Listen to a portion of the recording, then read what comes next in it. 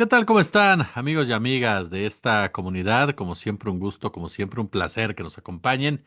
Se presentó el día de hoy el Plan Michoacán, lo hizo la presidenta Claudia Sheinbaum.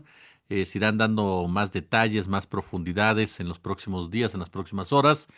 Y se presenta a raíz de lo sucedido con el alcalde Carlos Manso el pasado fin de semana, cuando fue asesinado en un festejo de Día de Muertos. Voy a platicar con mi querido maestro Retana, que como siempre es un gustazo recibirlo aquí en nuestro canal. Maestro, ¿cómo estamos?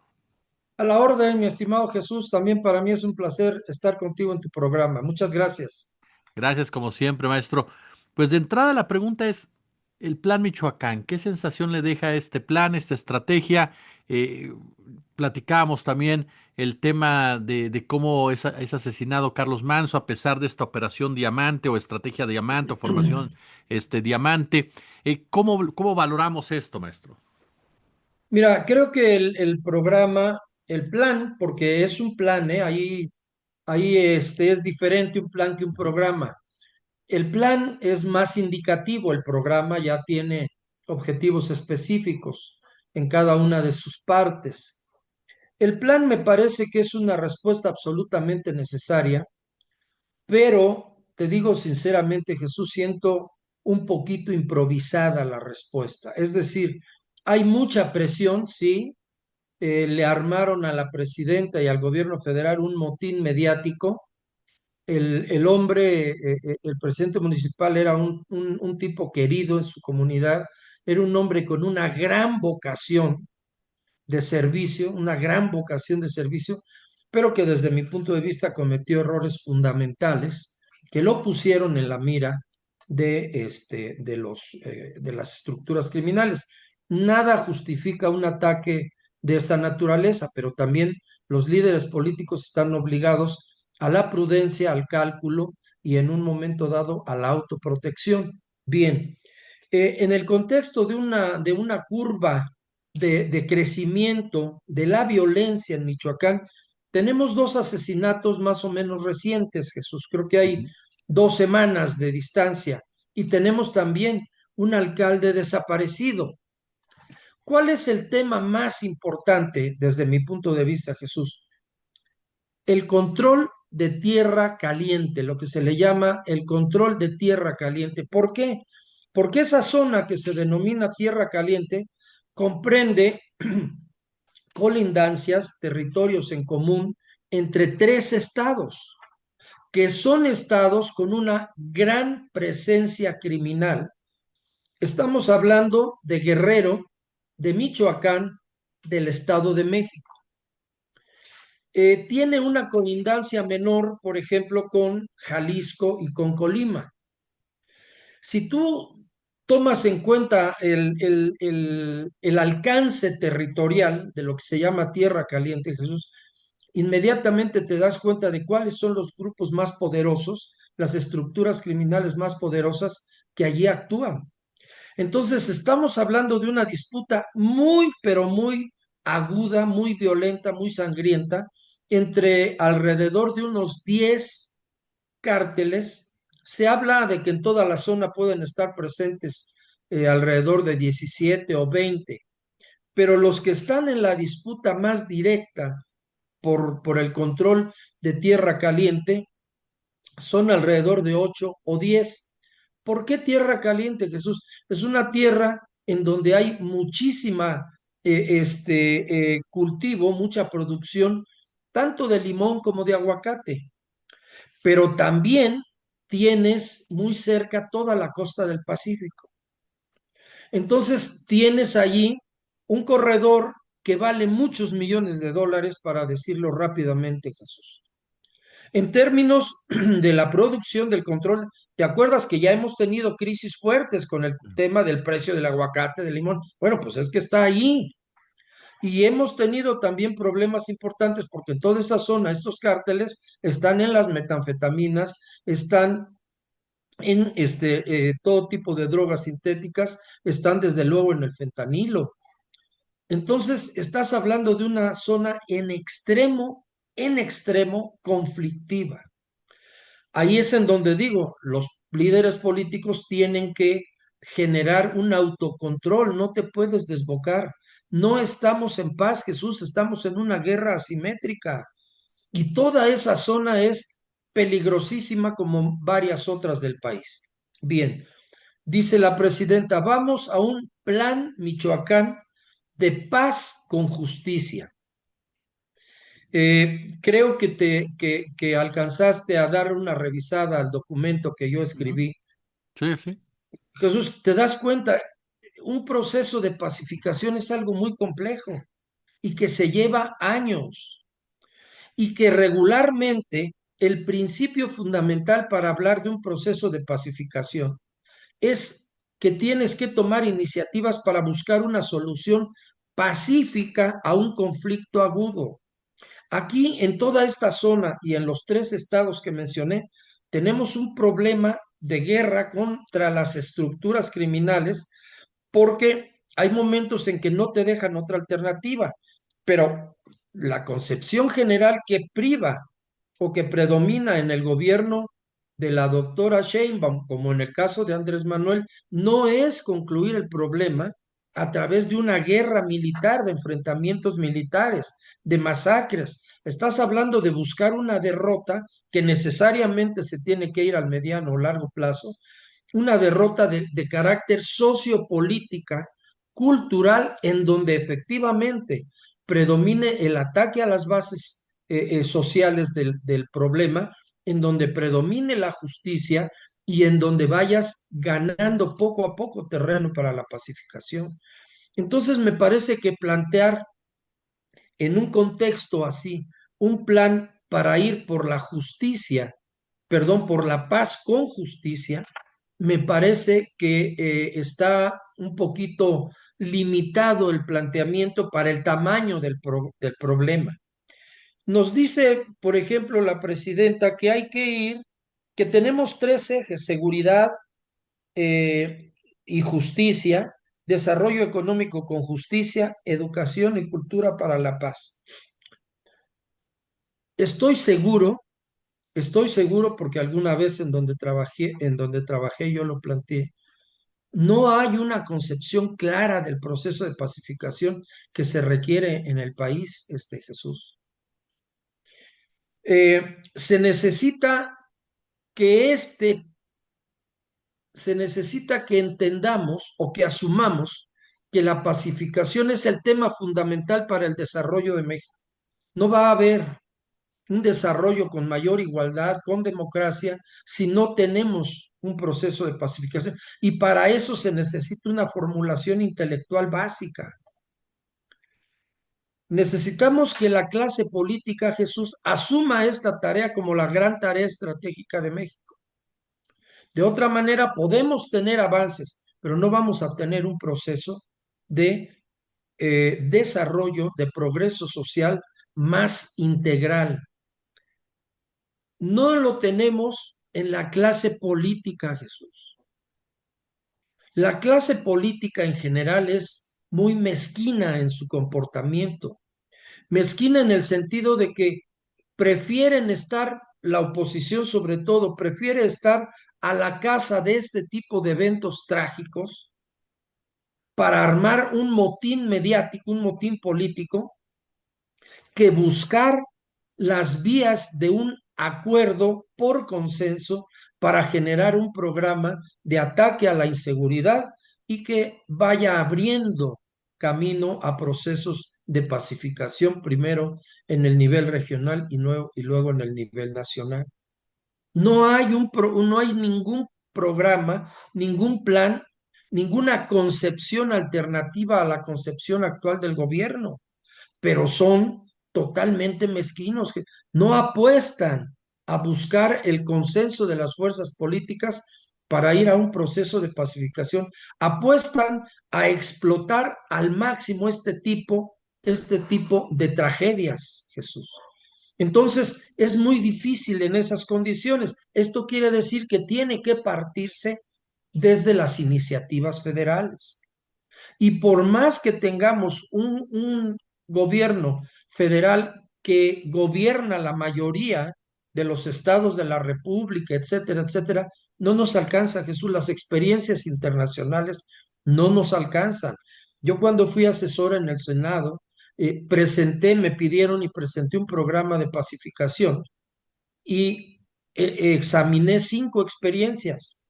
Examiné Sudáfrica, los Países Vascos, Colombia, Centroamérica y el caso del conflicto en Irlanda del Norte. Entonces, son procesos muy complejos, Jesús. Y entonces, si no tenemos una posibilidad, una capacidad real de generar un proceso de pacificación solamente en un estado, aunque se diga que tenemos el planteamiento programático general de pacificar México. ¿Cómo vas a generar un programa, un proceso de pacificación en un estado que está tan convulsionado, pero en donde el área, la región principal en disputa, comprende 3 estados, Jesús? En Claro. realidad 5, pero principalmente 3. Entonces, el planteamiento carece, desde mi punto de vista, y lo digo como una persona que simpatiza con el proceso de transformación, carece de una base sólida en la propia conceptualización.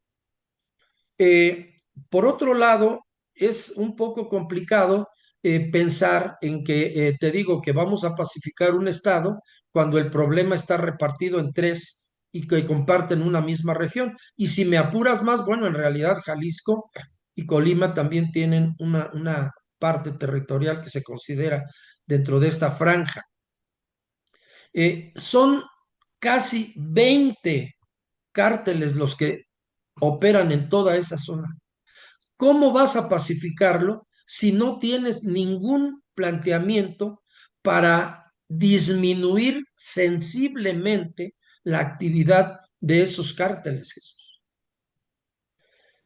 En el caso, por ejemplo, de Colombia, que es lo que tenemos más cerca y en donde nos parecemos un poco más en el proceso criminal, cuando se trató de ir a un planteamiento de pacificación con la guerrilla más fuerte del país y que tenía 50 años, se tuvo que ir a un diálogo, se pidió permiso al Congreso, se tuvo que ir a un diálogo.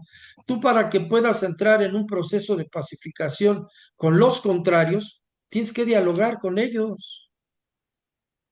Cuando el presidente Gaviria logró un acuerdo con Pablo Escobar para que se entregara con sus lugartenientes y todo esto, generó una ley que le aprobó el Congreso y fue a un diálogo para poder generar el proceso de entrega, bla, bla, bla.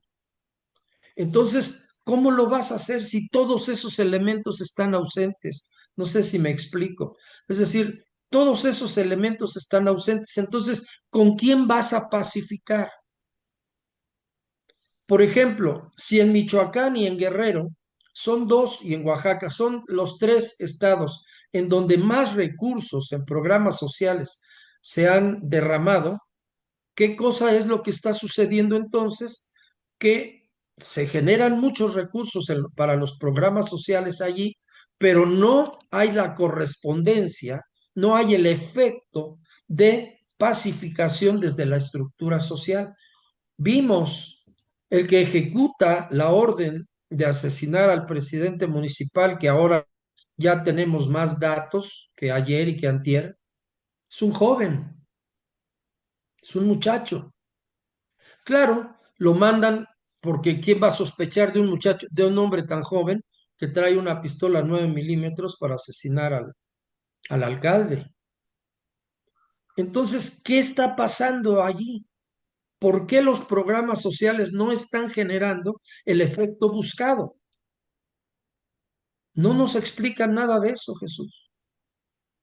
Cuando se informa sobre el tema de la caída de los índices, que es real, eso no nos están mintiendo, es real, la caída de los índices delictivos, pero ¿por qué eso no se corresponde con una mayor estabilidad sociopolítica en esos estados, Jesús? Si además hay una derrama muy importante de los programas sociales. Sí me explico, o sea, son muchas variables que se entremezclan y que no nos dan la posibilidad de tener un diagnóstico claro. Y entonces, ¿sobre qué base vas a ir a plantear un programa de paz y seguridad? Yo creo, perdón, paz y justicia, yo creo que el planteamiento tendría, es que la paz es una resultante, pero no es verdad que solamente de la justicia, Jesús. Son muchos los aspectos que se involucran en la pacificación. Mira, hay un organismo internacional que evalúa el proceso de pacificación en México. Entre 2022 o 2021 y 2022, eh, tienes que generar indicadores que te permitan después cuantificar el avance o el retroceso o el estancamiento. Ellos decían que de un año para otro, entre 21 y 22, el proceso de pacificación, Jesús, había avanzado en México 0.5%. Prácticamente está estancado. Claro. Y el licenciado López Obrador lo proclamó como un tema fundamental de su gobierno desde la campaña en 2016-17. ¿Qué está pasando? Ahora, si tú no generas indicadores que te permitan ir cuantificando el proceso, vamos a ver cuáles son los indicadores que nos van a establecer en el plan. Claro. Porque hay también, Jesús, una debilidad conceptual, de concepción muy importante. ¿Sabes por qué? Porque, por ejemplo, incluyen las tandas del bienestar dentro del proceso de la pacificación, Jesús. ¿En qué país eso existe? ¿En qué país que han abordado un tema de pacificación se incluyen ese tipo de eventos dentro de la pacificación? Ni siquiera. Por eso, por ejemplo, en el proceso centroamericano, México tiene mucha experiencia de haber participado ahí con los regímenes anteriores. Bueno, pero se abordó el tema a nivel centroamericano, Jesús. Tú Sí. ibas a pacificar El Salvador teniendo el problema entre Nicaragua y Honduras al borde de la guerra. Sí me explico, o sea, Claro. entonces lo que yo veo es que hay una debilidad importante. Me parece a mí que el plan para hacerle frente a esta coyuntura tan crítica tendría que ser un poquito menos enunciativo y un poco más realista. ¿Qué es lo que sí podemos hacer? Claro. ¿Qué es lo que podemos hacer? Sí. En primer lugar, estabilizar todo el tema de la producción y la comercialización de esos dos productos que son abundantes en esa región y que es el tema del limón y del aguacate. Los que vivimos acá de este lado, en el centro de la ciudad de la República, pues de repente veíamos escasez, luego se iban el precio a las nubes. Y ¿qué está pasando? Bueno, es que ahí hay un problema grave de control criminal de la zona. Claro. Ya vimos cómo uno de los asesinados fue el líder de los productores de limón, que planteó el tema de que estaban totalmente copados. Claro. Entonces me da la impresión, Jesús, sinceramente, de que hay un poquito de improvisación. Es una concepción muy incompleta y eso no se puede subsanar diciendo, los que tengan alguna opinión los vamos a escuchar. No, por favor. El gobierno es el Sí. director, es el conducto estratégico en el país y él tiene que plantear las cosas y a partir de ahí, pero ¿sabes también cuál es el problema, Jesús? No escuchan a los especialistas, no escuchan a los especialistas. Se considera que los que están allí alrededor de la presidenta son los que más saben y esos son los que tienen que establecer los lineamientos, pero no necesariamente es así, Jesús. Claro. Maestro Retana, como siempre es un placer platicar con usted y escucharlo aquí en nuestra comunidad. Pues el agradecido soy yo, Jesús, y ya platicaremos en otra ocasión, si es posible, con más detalle, porque es muy importante ver las experiencias anteriores y cómo es que en México no se toma en cuenta eso, ¿no? Las experiencias de pacificación me refiero. Claro.